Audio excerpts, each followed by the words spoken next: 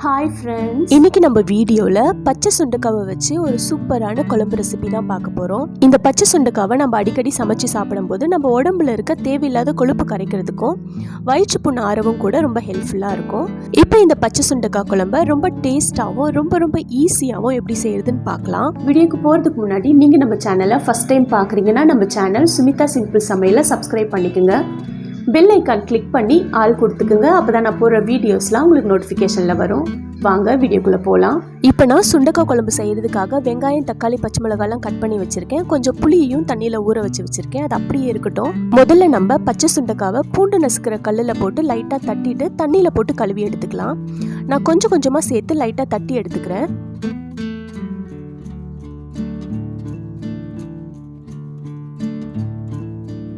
பாருங்க, இந்த அளவுக்கு தட்டி எடுத்தா போதும். இப்போ இந்த சுண்டைக்காவை ஒரு கிண்ணத்துல தண்ணி போட்டு வச்சிருக்கேன். அந்த தண்ணியில போட்டுடலாம். இதே போல நான் எல்லா சுண்டைக்காவும் தட்டி எடுத்துக்கிறேன்.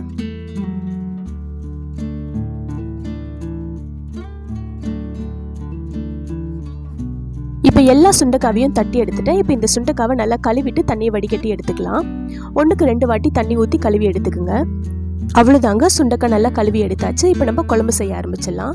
ஒரு கடாயில் 2 குழிக்கரண்டி அளவுக்கு நான் கடலெண்ணெய் சேர்த்துக்கிறேன். எண்ணெய் காஞ்சதும் 1 ஸ்பூன் அளவுக்கு கடுகு சேர்த்துக்கலாம். 1/2 ஸ்பூன் அளவுக்கு வெந்தயமும் 1/2 ஸ்பூன் அளவுக்கு சீரகமும் சேர்த்துக்கிறேன். கடுகு நல்லா பொரிஞ்சதும் ஒரு 10 பல்லு பூண்டை தோல் உரிச்சிட்டு தட்டி வச்சிருக்கேன். அதையும் சேர்த்துக்கலாம். சேர்த்துட்டு நல்லா வதக்கி விடுங்க. பூண்டு கொஞ்சம் கலர் மாறுற வரைக்கும் வதக்கி விட்டுக்கலாம். ஒரு கைப்பிடி அளவுக்கு கருவேப்பிலையும் சேர்த்துக்கிறேன். சேர்த்துட்டு நல்லா வதக்கி விட்டுக்குங்க. இப்போ நான் ஒரு 4 பெரிய வெங்காயத்தை பொடியாக கட் பண்ணி சேர்த்துக்கிறேன். வெங்காயத்தை இந்த அளவுக்கு நல்லா கலர் மாறுற வரைக்கும் வதக்கி விட்டுக்குங்க. இப்போ நான் 1/2 ஸ்பூன் அளவுக்கு மஞ்சத்தூள் சேர்த்துக்கிறேன். 1/2 ஸ்பூன் அளவுக்கு தனி மிளகாய் தூள் சேர்த்துக்கிறேன். 3 ஸ்பூன் அளவுக்கு தனியாத்தூள் சேர்த்துக்கலாம்.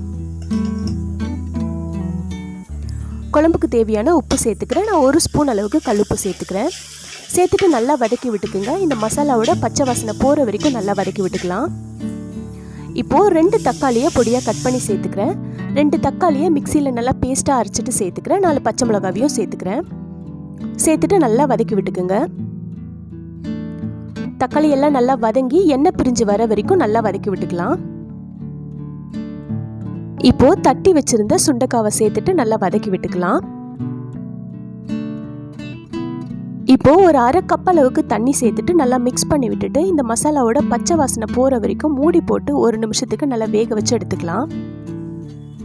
இப்போ 1 நிமிஷம் ஆயிடுச்சு. இப்போ ஒரு வாட்டி மிக்ஸ் பண்ணி விட்டுக்கலாம். இப்போ மசாலாவோட பச்சை வாசனைலாம் நல்லா போயிருக்கும்.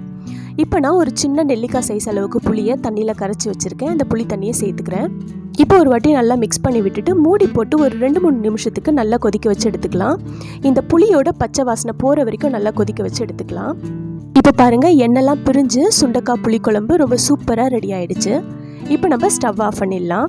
அவ்வளோதாங்க, ரொம்ப ஹெல்த்தியான சுண்டைக்காய் புளிக்குழம்பு ரொம்ப ஈஸியாக 10 நிமிஷத்தில் செஞ்சு முடிச்சிட்டோம். இந்த சுண்டைக்காய் குழம்போட டேஸ்ட்டும் ரொம்ப சூப்பராக இருக்கும். இந்த சுண்டைக்காய் குழம்பை நீங்களும் வீட்டில் ஒரு வாட்டி ட்ரை பண்ணி பாருங்கள். கண்டிப்பாக உங்களுக்கு ரொம்ப பிடிக்கும். அப்புறம் நம்ம சேனலை சப்ஸ்கிரைப் பண்ண எல்லா ஃப்ரெண்ட்ஸ்க்கும் ரொம்ப தேங்க்ஸ். நீங்கள் நம்ம சேனலை ஃபஸ்ட் டைம் பார்க்குறீங்கன்னா நம்ம சேனல் சுமிதா சிம்பிள் சமையலை சப்ஸ்கிரைப் பண்ணிக்கோங்க. மறக்காம பெல் ஐக்கான் கிளிக் பண்ணி ஆல் கொடுத்துக்குங்க. அப்பதான் நான் போடுற வீடியோஸ்லாம் உங்களுக்கு நோட்டிஃபிகேஷன்ல வரும். நாளைக்கு இன்னொரு சூப்பரான வீடியோல பார்க்கலாம். பாய்.